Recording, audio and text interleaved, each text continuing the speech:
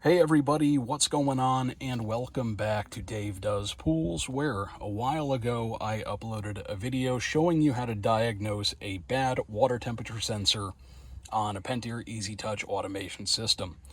That client of mine finally approved some work to get done, including replacing that busted water temperature sensor, which I have here to show you.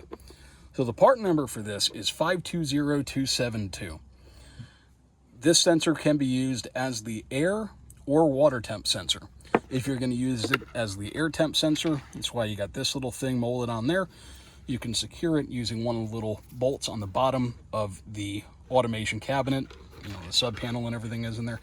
But what happens with the water temp sensors, the inevitable conclusion after 7, 8, 10 years, there's no real timeline on these for the most part. But after a while, the body here will swell up. You can see the discoloration a bit. It's kind of, you got the white and then you've got like a yellowing here. But after a while, this will bulge and then it will split.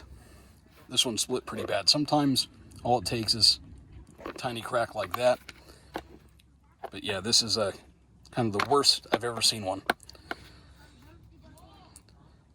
This is also what will happen with the flow switches on the previous generation of the IntelliChlor salt cells, where the flow switch is threaded in to a fitting on the inlet side of the salt cell. So if you've got no flow light on your salt cell despite having adequate flow, and you've tried everything else, pop that cover off, remove that flow switch, and look for a crack. So like I said, the part number is 520272. You can find them on Amazon, supply houses. You can get it from me if you need to, if you're local. But one thing I did notice, because I always like to save what I can from this stuff, and it's very infrequently that I buy wire this thin. So I'm going to cut this cable, probably, because I see it a little damaged up here. I'm going to try to save as much of this as I can, so I can use this thin wire as for jumpers if I ever need to. Once in a while on the back side of the main board on an EasyTouch system, either got to make a jumper or something like that, or just a little connection.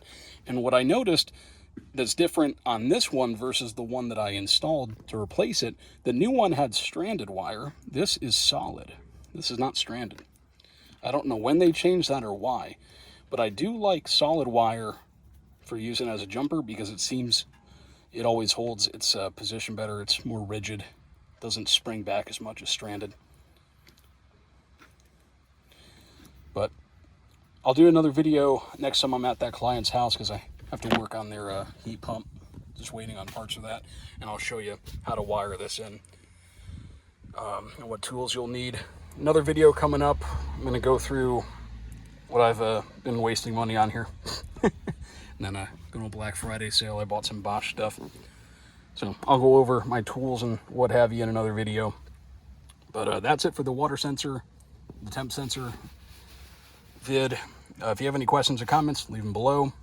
Thumbs up, always appreciated. And we'll see you next time. Thanks for watching, guys. Have a great day.